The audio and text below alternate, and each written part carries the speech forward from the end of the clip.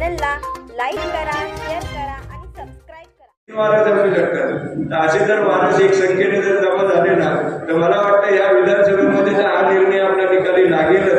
पण जर उद्या समजा भविष्यात कोणाचंही सरकार आलं तर आपण त्यांची आपण अडवणूक करू शकतो की बाबा आमच्या प्रश्नाचं काय, किंवा आता आपल्याला हे सांगायची गरज आहे की तुम्ही आम्हाला या तुमच्या मागण्या किंवा तुमचं जे काय हे करतात विधानसभेच्या अगोदर जे काय पत्र करतात किंवा काय मागण्या आपल्याला काय देऊ करतात तर तुम्ही हा गिरणी कामगारांचा प्रश्न टाका त्याच्यामध्ये. या आग्रहानं प्रत्येक उमेदवाराला किंवा प्रत्येक पार्टीच्या लोकांना सांगणं हे आपलं गरजेचं आहे. आणि भविष्यामध्ये पुढच्या गोष्टी तर आपल्याला करायच्याच आहे, पण ही सुरुवात आहे. आणि गिरणी कामगारांचा एखादा उमेदवार आणि हे मोराटे साहेबांसारखं असं नेतृत्व जर आपल्याला मिळालं तर मला वाटत नाही गिरणी कामगारांचा प्रश्न जास्त दिवस चालेल, हा लवकर संपुष्टात येईल. एवढं बोलून मी 2 शब्द माझे थांबवतो. जय जय. ठरवलं पाहिजे वेळ पडल्यास आम्ही त्यांच्या प्रचाराला येणे येऊ असं कोणतंही आमच्याकडून ना शब्द येणार नाही. भाऊ माझ्या या मनाचे गोड मानून घ्या. गिरणी कामगार व सर्व मान्यवर वारसदार शब्द माझे स्वागताचे. या ठिकाणी सर्वच मान्यवरांचे स्वागत. छायाचित्रकार, पत्रकार, त्याचबरोबर तुम्ही जमलेले गिरणी कामगार व वारसदार यांचे या ठिकाणी अगदी मनापासून सहर्ष स्वागत. जाहीर मेळाव्यासाठी आपण उपस्थित राहिला त्याबद्दल प्रास्ताविक करण्यापूर्वी मी आपल्या सर्वांचं सहर्ष स्वागत करतो. या मेळाव्याचा उद्देश आणि आपण इथं जमण्याचं कारण थोडक्यात मी या प्रास्ताविकामध्ये मी करणार आहे. तर आपण गिरणी कामगार व त्यांचे वारसदार आणि त्यांचे हक्क आणि न्याय मिळवण्यासाठी आपण कुठेतरी एकत्र येणं गरजेचं आहे. यावेळेस याच्या अगोदर सुद्धा विविध संघटना एकत्र आल्या, आपले हक्क आहेत ते शासनाकडे मांडण्याचा प्रयत्न केला. पण शासनानं गेल्या 42 वर्षामध्ये आपल्या मागण्यांच्याकडे दुर्लक्ष केलेलं आहे. आणि परत एकदा शासनाला कुठेतरी जाग आणून देण्यासाठी म्हणून आपण एकत्र येणं आणि एकत्र लढा संघर्ष करणं हे गरजेचं आहे. आणि त्यासाठीच आपण एकत्र जमलेलो आहोत. शासनाने यापूर्वी जो नियम केलेला आहे त्या नियमामध्येच आपल्याला गिरणी कामगारांना मुंबईमध्येच घरं दिली गेली पाहिजे आणि ती द्यावी अशी मागणी होती. ती मागणी बाजूला ठेवून शासनानं मुंबईच्या बाहेर देण्याचा निर्णय जाहीर केलेला आहे. हे बहुमत्व व्यक्तिमत्व आहे याची जाणीव मला 24 तासात झाली. आणि हे बहुमत्व व्यक्तिमत्व हे चमत्कार घडवू शकतो याची मला खात्री तुम्हाला बघून वाटायला लागलेली आहे. ह्याच्यापेक्षा उद्देश आपला वेगळा नाहीये. आपला उद्देश गिरणी कामगाराचा आहे. फक्त पाहिलं मी 24 तास फक्त अनुभवत होतो, पाहत होतो ते दौलत करण्याच्या रूपाने तुमच्या चंदगड तालुक्यातील कामगारांच्या तुम्ही केलेल्या एकूण उन्नतीच्या रूपाने मी पाहत होतो. तुमचं नेतृत्व, लोकशाहीचं भविष्य, या तालुक्याचं भविष्य तुम्ही तयार करायचं, तुम्ही निवडायचं आहे. कारण का आज आम्ही गिरणी कामगारांच्या रूपाने इथे आलो होतो. आमचे एकूण गोस्वामी रमाकांत बडे यांचा इथे सत्कार सोहळा आहे. परंतु मी कोराडेकर साहेब मी तुम्हाला आठवण देतो छत्रपती शाहू महाराज, डॉक्टर बाबासाहेब आंबेडकर यांनी घालून दिलेल्या एकूण शिकवणीनुसार तुम्ही गिरणी कामगाराचं भलं करणार की नाही हे मला फक्त तुम्ही हात वर तुमच्या कोराडे साहेब गिरणी कामगाराचं भलं करणार की नाही कोराडे साहेब तुम्ही हात वर करा, हात वर करा. गिरणी कामगाराचं आदरा चंदगड गडिंगज भागातून माननीय श्री मानसिंग कोराटे साहेब यांच्यासारखे स्वतः गिरणी कामगार वारस असलेले नेतृत्व निवडून देणे आवश्यक आहे. आमच्या संघटनेमार्फत खालील 4 मागण्याकरिता इतर सहमत असलेल्या संघटनांसोबत कार्य करीत राहण्याचा निर्णय संयुक्त संघटनेसोबत घेतलेला आहे. गिरणी कामगारांना मुंबईतच घरे मिळाली पाहिजे. दुसरे, घरे देण्यास जितका विलंब होईल तितका वेळ शासनाने विलंब आकार म्हणून मासिक रुपये 15,000 प्रत्येक पात्र असलेल्या गिरणी कामगारांना देणे आवश्यक आहे. ज्यांच्याकडे आवश्यक कागदपत्रे उपलब्ध आहेत त्यांना नवीन फॉर्म भरण्याची संधी देऊन म्हाडा वेटिंग लिस्ट मध्ये त्यांचा समावेश करावा. 50 फुटावरती मस्त अगदी नॉनव्हेज मसालेयुक्त जेवण आहे आणि एकीकडे डाळ भाताचं जेवण आहे. जर ह्याच भागामध्ये जर बघितला तर एक साधी मानसिकता होते कुणाची पण. एकाच ठिकाणी जर 2 जेवण असतील तर कुणी शक्यतो मसालेयुक्त जेवणाकडे जाणार. मात्र समाधान वाटतंय गिरणी कामगार शोभून का दिसतोय की त्याला ना मसाल्याच्या जेवणाचा उत्सुकता आहे ना पंचपक्वान्नाची गरज आहे. त्याला गरज आहे फक्त आणि फक्त हक्काच्या न्यायाच्या डाळ भाताची. आणि त्या डाळ भातासाठी हे समस्त माझे सगळे जे बंधू सगळे एकत्र जमा झाले. पहिल्यांदा तुम्हाला सांगतो, तुम्हाला बघितल्यानंतर अगदी 2 मिनिटात सांगतो मला घटना आठवली 2011 सालची. 2011 साली ज्या वेळेला लोकपाल बिलसाठी दिल्लीमध्ये अण्णा हजारे आंदोलनाला बसले होते आणि मी जस्ट दुपारी वकिली करून असाच घरात येऊन बसतोय आणि IBM लोकमत चॅनल टीव्ही आलेल्या टीव्ही चालू केली आणि पायातले बुक करून सॉक्स काढत होतो. एवढ्यात IBM लोकमतवरती एक बातमी दिसली आणि त्या बातमीमध्ये मध्ये बसले होते अण्णा हजारे, बाजूला बसले होते अरविंद केजरीवाल आणि एका बाजूला बसले होते किरण बेदी. बाकी कुठल्याही न्यूज चॅनलवरती बातमी होती. बातमी फक्त एकाच चॅनलवरती, ती म्हणजे IBM लोकमत होती. आणि ती बातमी चालू असताना किरण बेदीने एक आव्हान केलं. काय केलं की देशातल्या सगळ्या लोकांना त्यांना आव्हान केलं की हे जे अनशन जे अण्णा हजारे चालू करत आहेत या अनशनला तुम्ही सगळे या आणि त्याला जोडा. आणि ते आव्हान करताना मला विशेष वाटलं की माझ्या महाराष्ट्रातली एक व्यक्ती दिल्लीमध्ये बसतंय आंदोलनाला आणि किरण बेदी बाजूला बसून आव्हान करते की देशातल्या नागरिको या इस अनशनशी जोडो. त्यावेळेला माझ्या मनात एक धक्का बसला, अरे काय मी मराठी माणसं आहे की आपण टीव्ही फक्त बघायचं. मी मित्रांनो अक्षरशः सॉक्स काढतले तसेच आणि सॉक्स चढवले. तिथून माझ्या भावाला बोलायला फोन केला की लगेच दिल्लीचं तिकीट बुक कर, मला ताबडतोब दिल्लीला जायचंय. आणि बायकोला सांगितलं लगेच जरा कपड्यांची बॅग भर. ती म्हणजे तुझं डोकं बिकं फिरले काय कसं काय म्हणाले टीव्हीवरची बातमी बघायला लगेच सुटलास. अगं तसं नाही म्हटलं. ही जी चळवळ आहे ना ही तुला आज एका चॅनलवरती दिसायलंय, उद्या तू बघ त्याचे परिणाम फार वेगळे होणार आहेत. कसं सांगू शकतोस? मला माहिती नाही अरविंद केजरीवाल कोण आहे. मला माहिती फक्त 2च पात्र आहेत, एक किरण बेदी जी पहिली IPS होती आणि एक माझ्या अण्णा हजारे. आणि मला दिल्लीला गेलंच पाहिजे. ती म्हणजे फळ काढायला नाही म्हटलं थांब तू बॅग भर. तोपर्यंत मी लगेच गेलो, तोंडावरती पाणी मारलं, बॅग घेतली, लगेच गोवा गाठला आणि गोव्यामध्ये ताबडतोब दिल्लीचं तिकीट बुक केलं होतं. भावाने लगेच गाडीत ह्या विमानामध्ये बसलो आणि दिल्लीला पोहोचलो. आता मित्रांनो पुढे मी सांगणार नाही कारण ते लोकपाल बिलचं जे आंदोलन होतं, जसं मी घरात बायकोला बोललो होतो की दुसऱ्या दिवसापासून काय वळण लागणार आहे, तिथं दिल्लीमध्ये पोहोचलो, जंतर मंतरवरती गेलो, 4 ते 5 दिवस अण्णा हजारेंच्या सोबत राहिलो. अरविंद केजरीवालना ओळखलो, स्वामी अग्निवेशना ओळखलो. सगळे जे आता मातब्बर जे लोक आहेत त्यांच्यावर 5 दिवस काम करायची संधी ऍडव्होकेट मलविकरला मिळाली. हे उदाहरण मी आपल्यासाठी एवढ्यासाठी देतोय की ते आंदोलन जे होतं त्यानंतर देशव्यापी झालं. देशव्यापी आंदोलनाबरोबर अरविंद केजरीवाल नावाचा मोरा दिल्लीचा मुख्यमंत्री झाला. ज्या किरण बेदी होत्या त्या राज्यपाल झाल्या. अण्णा हजारेनं सगळा देश ढवळून काढला.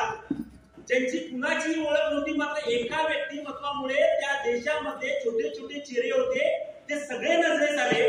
आणि त्यावेळेचे प्रसिद्ध असणाऱ्या शीला दीक्षित ज्या मुख्यमंत्री होत्या त्या खुर्चीवरून खाली झाल्या. हे उदाहरण मी आपल्याला एवढ्यासाठी देतोय, आज एक अण्णा हजारे म्हणजे एकदम मानसिक होराटे बसलेले आहेत. त्यांच्या माध्यमातून बसलेले आजूबाजूचे चेहरे आहेत. भविष्यात ह्या चेहऱ्यांना अशीच ओळख मिळणार आहे. आणि मी परत एकदा वाक्य वापर करतोय, जे गिरणी कामगारांच्या हक्कासाठी, माझ्या भावाच्या हक्कासाठी, न्यायासाठी लढण्यासाठी ज्या राजेश पाटलांना आम्ही वर पाठवलं होतं म्हणजे शीला दीक्षित प्रमाणे, त्यांना खाली बसायची वेळ आली आणि ह्या सगळ्या चेहऱ्यांना भविष्यामध्ये वेगळी ओळख निर्माण करायची ओळख झालेली आहे. हे रेकॉर्डिंग तुम्ही रेकॉर्ड करून ठेवा. ह्याच भूमीमध्ये माझ्या बाजूला असणार आज सभा, ज्या सभेमध्ये राज्यातले मातब्बर लोक आले, मी त्यांना टीका करणार नाही. मात्र वाईट वाटतंय की माझ्या इथं भूमीमध्ये मुंबईचे गिरणी कामगार हक्कांसाठी इथे येतात, न्यायासाठी लढतात. माझ्या कित्येक बिचारा आया भगिनी आज विधवा झालेल्या आहेत, ज्या हक्काचे जे तुमची जी जमीन होती, हक्काचा जो न्याय होता, जे गिरणी कामगार म्हणून होता, त्या जमिनी बळकावल्या गेल्या. तिथे मोठमोठ्या श्रीमंत, मोठमोठ्या उच्चभ्रू लोकांना देण्यात आल्या, मोठमोठ्या राजकीय लोकांनी तिथं आपल्या वस्ती मांडल्या आणि तिथं त्यांचे उद्योगधंदे झालेले आणि आपण देश जोडला लागलो. मात्र वाईट एका गोष्टीची वाटते मित्रांनो, जर आज भारतीय राज्यघटना नसती आणि त्याच्यामध्ये जर आंदोलन करायचं जर कलम नसतं, तर आज तुम्ही आम्ही सुद्धा हे सुद्धा आम्हाला करता आलं नसतं आणि हे राजकीय नेत्यांनी आम्हाला जळबूट केलं असतं. यांच्याकडे न्यायाची अपेक्षा कमी आहे, तेव्हा ह्याच्यावरती जर आपल्याला विजय मिळत असेल तर योग्य व्यक्तिमत्व विधानसभेमध्ये जाणं गरजेचं आहे. म्हणून आमच्यासारख्या तरुणांनी निर्णय घेतला की योग्य व्यक्तिमत्व आम्ही शोधलं आणि मानसिकराव कोराटेची निवड केली आणि त्याच्यासाठी म्हणून, त्यांच्यासाठी म्हणून आपल्याला मित्रांनो हक्कानं त्याला एवढ्यासाठी निवडून द्यायचं आहे. हा विजय काही 10 दिवसात होणार नाही, मात्र तुम्ही आम्ही हक्कानं तसल्या व्यक्तिमत्वाला पाठवून दिल्याचं विधानसभेच्या पायरीवरती बसून आमच्या ज्या मागण्या आहेत, आमचे जे हक्क आहेत ते मिळवून घेण्यासाठी तुमचं आमचं नेतृत्व म्हणून त्यांना पाठवायचं आहे. तेव्हा माझ्या भगिनींना, माझ्या भावाला विनंती करतोय, ह्या कलियुगामध्ये माणसं ओळखायला शिकायला पाहिजे. ह्या कलियुगामध्ये जे असे काही राजकीय मातबर आहेत, ज्या लोकांना घरी पाठवलं पाहिजे. जसं शिला दीक्षितचं काम होतं आणि तिला नंतर खाली खेचण्यात आलं, केजरीवालसारखी माणसं पुढे गेली, जे अण्णा हजारे निर्माण केली. हीच सभा परत एंड करताना एवढं सांगतोय, जे व्यक्तिमत्व आहे, आज बरं वाटतं मला समाधान एका गोष्टीचं, त्या व्यक्तिमत्वावरती विश्वास एवढ्यासाठी ठेवलाय. नेहमी बोलताना गिरणी कामगार जेव्हा साहेबांच्या डोळ्यातून नाव येतंय त्यावेळेस त्यांना त्यांचे वडील आठवतात आणि नेहमी मी बघितले कित्येक वेळा त्यांच्या डोळ्यातून पाणी येते.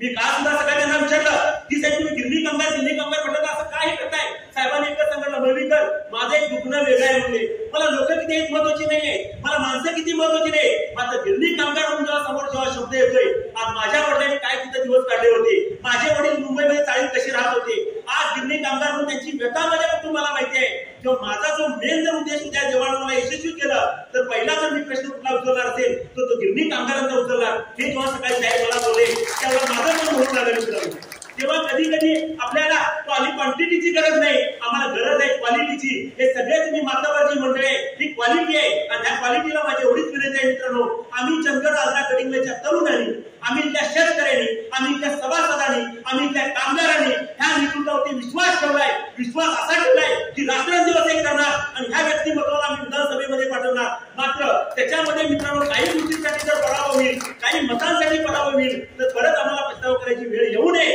याच्यासाठी माझ्या सगळ्या बंधू भगिनींना मी हात उठून विनंती करतोय, वेळ आपल्याला कमी आहे, वेळ जरी कमी असला तरी मानसिकराव कोराटे व्यक्तिमत्वाला विधानसभेत पाठवूया आणि आम्ही आमचे हक्क मिळवून घेऊया. जय हिंद, जय महाराष्ट्र. सर्व माझे गिरणी कामगार, त्यांचे वारसदार, त्यांच्या कदाचित सौभाग्यवती असतील किंवा महिला वारसदार महिला पण असतील, आणखीन मुंबई पुण्याहून देखील आले उपस्थित राहिलेले मान्यवर मंडळी, सर्वप्रथम तुम्हा सर्वांचं या देसरी नगरीत स्वागत. मी एक गिरणी कामगाराचा मुलगा म्हणून ज्यावेळी मी सांगतो त्यावेळी मला माझं पूर्ण अभिमानानं बघतो, कारण एक गिरणी कामगारांची तडपड धडपड जीवनासाठी आणि इतरांना सुखी ठेवण्यासाठी जी तळमळ असते ती मी माझ्या डोळ्यानं बघितली. दिलाय रोडला 10 बाय 10च्या खोलीमध्ये एक पाकडा असतं, त्याच्या खाली थोडी झोपतात, त्या पाकड्यावर थोडी गोडमाळा असतो, त्याच्यावर थोडी अशी एक 10 बाय 10च्या खोलीमध्ये शेजारीच एक छोटीशी मोरी असते. अशा एक 10 बाय 10 खोलीमध्ये किमान 10 ते 12 जण, किमान सांगा काय वर आकडा किती जाईल तो जाईल, असे राहत होते. सगळ्या गोष्टी मला आठवत आहेत. अगदी एवढंच पांघरून असणार, उशी असणार, उशीला गुंडाळून ठेवायचं. पहिला शिफ्टवाला आला की दुसरा शिफ्टवाला जातो, त्यामुळे आपसुकच ती जागा रिकामी झालेली असते. त्या जागेत झोपायचं. पहाटे 4ला उठून पाणी येतं, 5ला आंघोळ करायची 6ला कामाला जायचं. अशी ही एक अतिशय कष्टानं काढलेले दिवस. पण हे सगळे कशासाठी? बायका पोरं गावी असतात, कारण गिरणी कामगाराला परवडत नाही बायका पोरांना तिथे घेऊन राहिला. तर बायको गावी शेती करत असते, मुलगा पण तिला मुलगा मुली असतील तर त्या मदत करत असतात. तिचं व्यवस्थित राहावं आणि मुलांचं शिक्षण व्यवस्थित. जरी तो गिरणी कामगार अशिक्षित असला तरी त्याला वाटत होतं की माझ्या मागची तरी असं त्यांना तरी अशा हाल कष्ट वाटायला. माझ्या वडिलांनी मला शिकवलं, खूप चांगलं शिकवलं.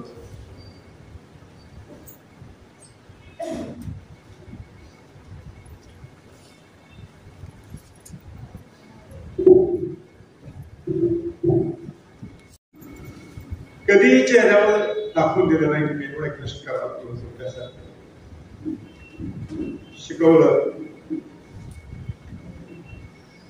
चांगलं शिकलो. एक गिरणी कामगाराचा मुलगा गावी आला की काय करत होते? गिरणी कामगार सुट्टीला गावी येत होते.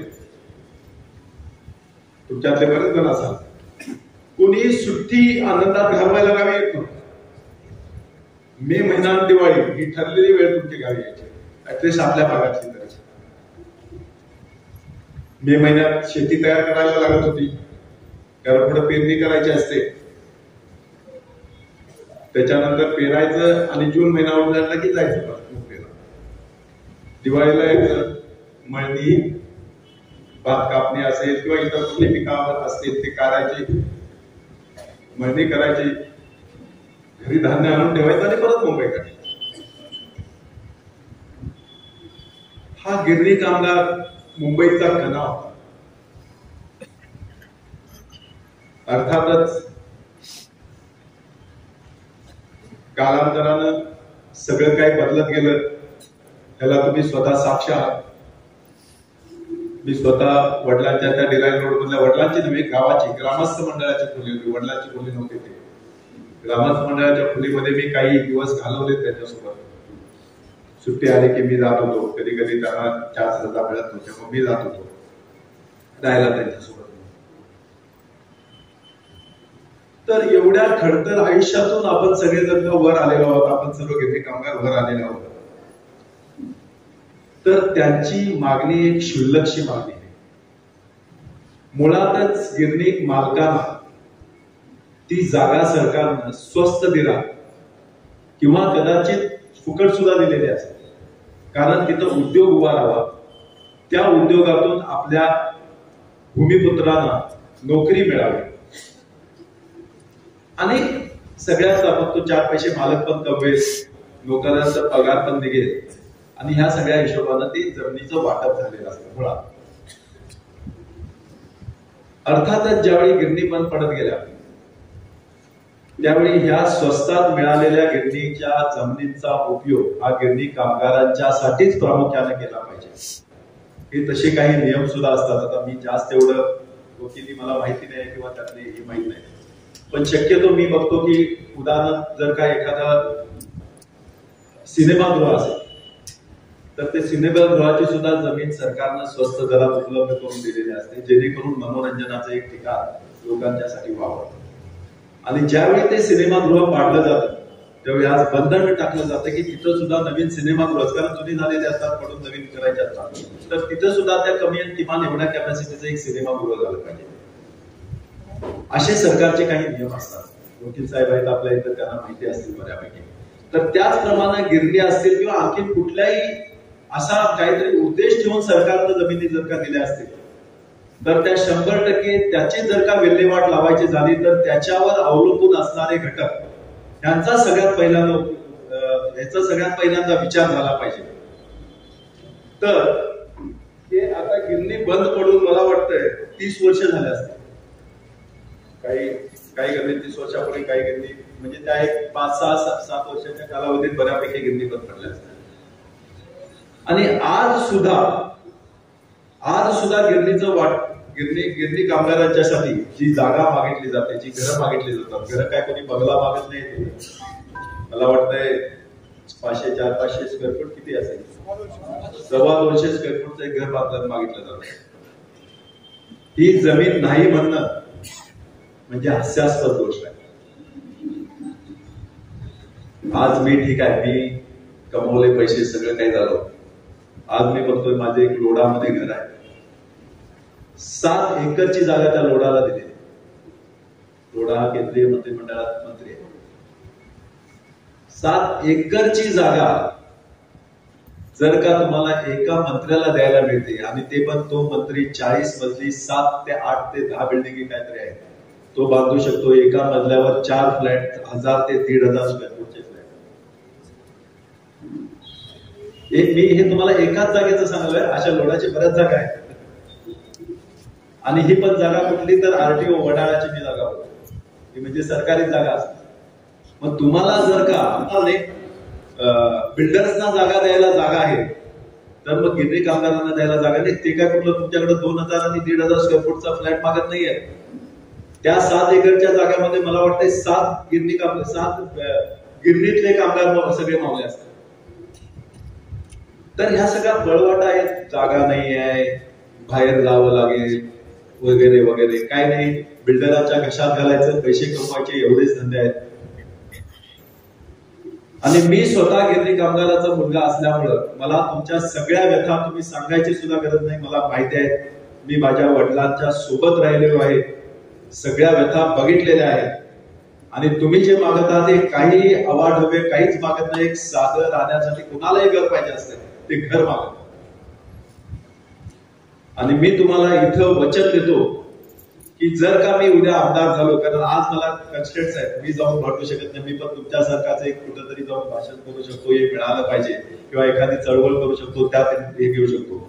पण एक करायचं जी ताकद असते ती आमदारांच्यात असते, ती मंत्रिमंडळात असते. आणि मी जर का उद्या आमदार झालो तर सगळ्यात पहिला हा गिरणी कामगारांचा प्रश्न विचारतो. अर्थात मला बऱ्याच काही गोष्टी करायच्या आहेत. याच्याही पलीकडे जाऊन एक आपल्या सगळ्यासाठी अभिमानाची गोष्ट आहे की एक गिरणी कामगाराचा मुलगा आज इथं बोलतोय, ज्याच्या 3 फॅक्टऱ्या आहेत. 3 फॅक्टऱ्यांचा मी मालक आहे.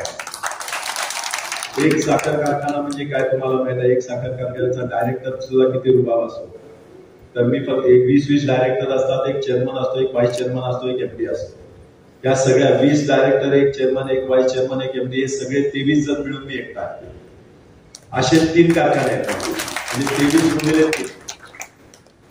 तर मला ही आमदारकी जी मी घ्यायला लागलो ती मला मिरवायसाठी नको आहे. कारण मी ऑलरेडी माझं जर का पर्सनल काम असेल तर माझं एका फोनवर काम होतं. कारण साखर कारखानदारी तुम्हाला माहित आहे, सगळे मंत्री, संत्री, आमदार, खासदार सगळे हेच बसलेले आहेत.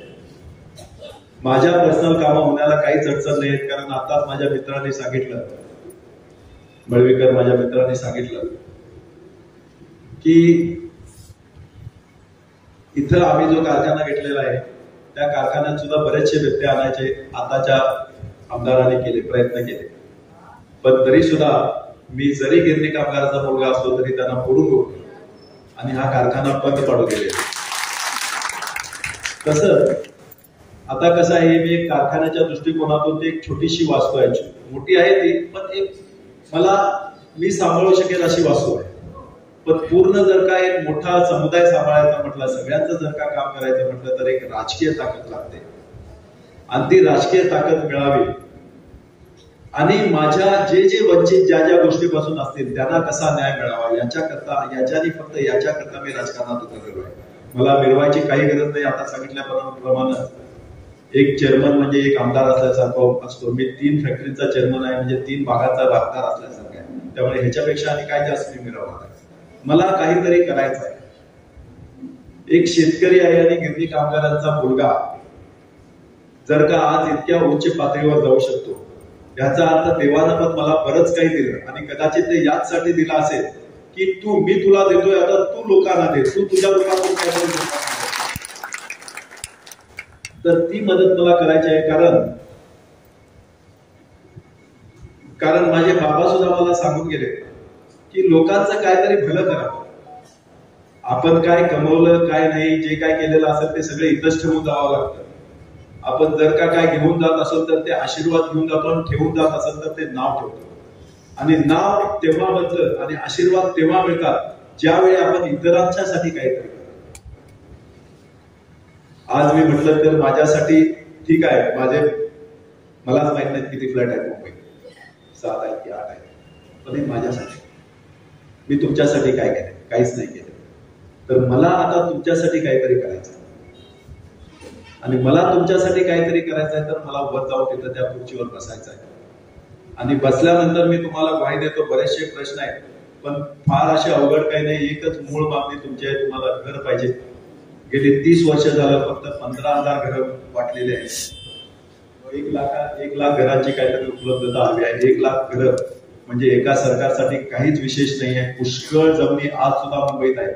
मी जिथं लोढा कॉम्प्लेक्सचा मी हे केला त्याच्या शेजारी जर का बघितलं तर ईस्टर्न एक्सप्रेसच्या बाजूने जातो तिथं आज सुद्धा 7-7, 8-8, 10-10 एकरचे बिल्डर्सना दिलेले तर तिथं बिल्डिंग बांधायला चालू आहे. मग बाकी सगळ्या गोष्टीला जर का तुम्हाला भूखंड मिळतात तर आमच्या गरीब बिचाऱ्या गिरणी कामगारांच्या वारसदारांना किंवा त्यांना का भूखंड मिळत? तर ह्याच्यासाठी आवाज उठवला पाहिजे. मला माहित नाही आजच्या घडीला कोणी गिरणी कामगारांचा मुलगा किंवा गिरणी कामगारांचा वारस मंत्रिमंडळात आहे की नाही, पण नक्कीच मी तिथं गेलो तर मी एक वारस म्हणून जाणार आहे. मला काही मिळवलं नाही होतं, मी तर मला त्यातलं घर आलं तर माझ्यासाठी जर का माझ्या वाटणीला पण एक घर आहे ते तर मी गिरणी कामगारांच्या भल्यासाठी जर का तिथं तुम्हाला काय करायचं असेल तर ते पण मी तुम्हाला देऊन टाकेन. पण हे काहीतरी मिळालं पाहिजे याच्यासाठी मी 100% प्रयत्न करेन. त्याच्याही पलीकडे जाऊन मला बऱ्याचशा गोष्टी करायच्या आहेत. सध्या मी इथं स्थायिक आहे, कोल्हापूरला माझं ऑफिस आहे, चंदगड कारखाना चालवतो, एक सोलापूरला घेतलेला आहे, लातूरला घेतलेला आहे, पण सगळं मॅनेजमेंट माझं कोल्हापूर चालतं. माझं सगळं काही व्यवस्थित झालेलं आहे. तर आज आपले बरेचसे गिरणी कामगार इथं असतील, त्यांची मुलं कुठेतरी नोकरीला असतील किंवा कदाचित नोकरी लागलेली सुद्धा नसेल कित्येक जणांना. तर माझा मानस आहे की इथं बरेचसे उद्योगधंदे आणावे. मुंबई पुढं का गेले, पुढं का गेलं तर तिथं उद्योगधंदे आले. जोपर्यंत औद्योगिक क्रांती येत नाही तोपर्यंत आपला भाग पुढे जात नाही. तर ते उद्योगधंदे मला इथं आणायचे आहेत. उद्योगधंदे याच्याकरिता आणायचे आहेत कारण उद्योगधंदे आले की आपसुकच रोजगार निर्मिती. आमच्या इथं काय FIDC नाही आहे, जागा नाहीत असं नाही आहे, चिक्कार सगळं काही आहे, पाणी पाहिजे तेवढं आहे. मराठवाड्यात जर का काही जर मराठवाड्यातले इथे प्रतिनिधी असले तर माहित असेल, इथं आल्यावर म्हणत असतील एवढी पण हिरवळ कुठे असते का असा विचार करत असतील. बिचाऱ्यांना डिसेंबर जानेवारीत प्यायला पाणी मिळत. असं एकदम सुंदर भाग आपला आहे, मात्र पूर्ण सगळ्या गोष्टीपासून वंचित आहे. आपल्या भागाला मागास आणि दुर्गम भाग म्हटलं जातं. देवानं भरभरून दिलेला आहे या भागासाठी, तरी मागास आणि दुर्गम का? कारण आपल्या लोकप्रतिनिधींनी तो मागास आणि दुर्गम ठेवलेला आहे. कारण इथं कुठलीही औद्योगिक क्रांती आजपर्यंत आलेली नाही.